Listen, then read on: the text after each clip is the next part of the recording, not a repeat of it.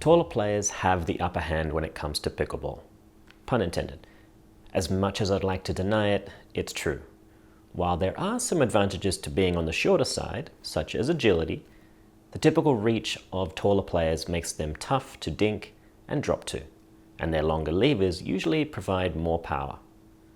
With the help of some recent footage taken by a friend of mine, I'm going to show you just how I like to go about defeating some much taller opponents. In order to defeat taller players, we first need to understand where their strengths and weaknesses lie, so that we can avoid their strengths and use their weaknesses to our advantage. Strengths: reach, power, court coverage, and overhead smash. Weaknesses: agility, balance, and hand speed.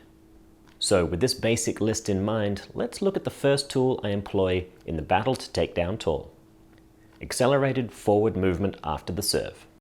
One of the most obvious stages of the game that taller players enjoy an advantage is when they're planted well at the kitchen line and their opponents are trying to drop the third ball.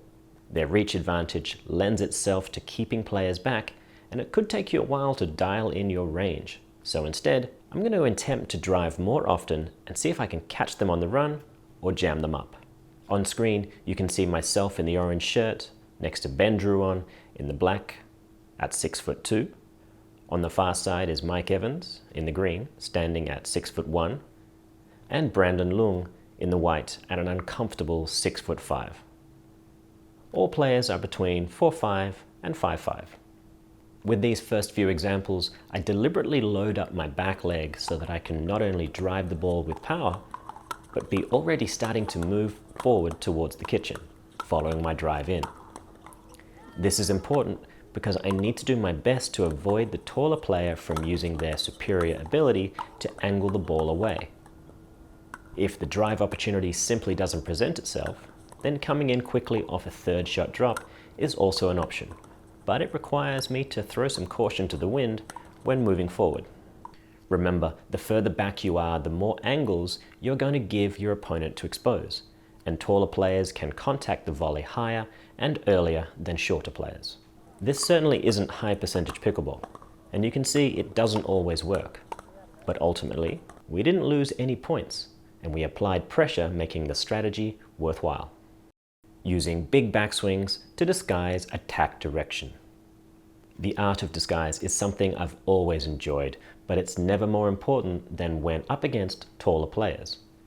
This is because their bigger, longer limbs take more time to get their paddle into the perfect position to counter-attack well. The danger is, of course, if they do manage to do it, then the power they can apply is often deadly. So, how do we use this information to our advantage? Well, the key lies in getting the taller player to move their paddle in the wrong direction. To do this means using a longer, looping backswing on my attacks. The length of the swing gives the taller player plenty of time to first see that an attack is likely coming, and second, attempt to anticipate where it's coming. This might seem counterintuitive, but remember, what we're trying to do is get them to make the wrong move, and by doing so, make it that much more difficult to readjust their counterpunch preparation. Have a look at some of these examples where the taller player has incorrectly anticipated the attack direction and committed to it.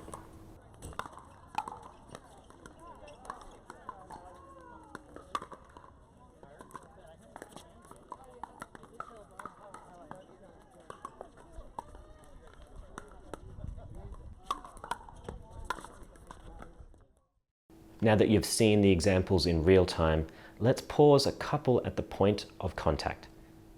As you can see, the body or paddle position of my opponents has already traveled in precisely the opposite direction to where I ultimately attack. Remember, it ain't what you don't know that gets you. It's what you think you know that ain't so. Bait the taller player. The last tactic I use against taller players is the highest risk but the most fun. I'm essentially gambling my agility against their power, knowing that taller players with longer arms use longer swings, which means they must commit to the shot earlier and will have a hard time quickly changing their shot direction. In this first example, after the third shot drop, I move in very close to the center of the court, opening up plenty of space down the line. Ben sees the chance to attack and doesn't hesitate. Before he has made contact, however, I push off quickly to intercept with the two-handed backhand counterpunch. In the second example, I once again start moving very close to the center after the third shot from Mike.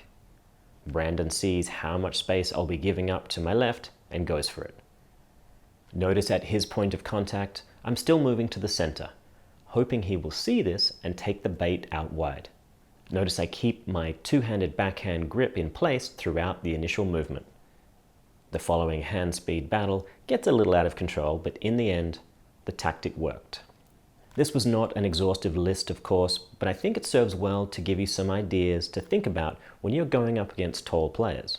The underlying theme I want to stress here is you need to be thinking about your opponent's attributes when you devise a tactic. Simply playing your game and hoping that it'll work against every type of opponent isn't going to train your brain to problem solve and will ultimately limit the kinds of shots you develop over the course of your career. Till next time, guys, see you at the kitchen line.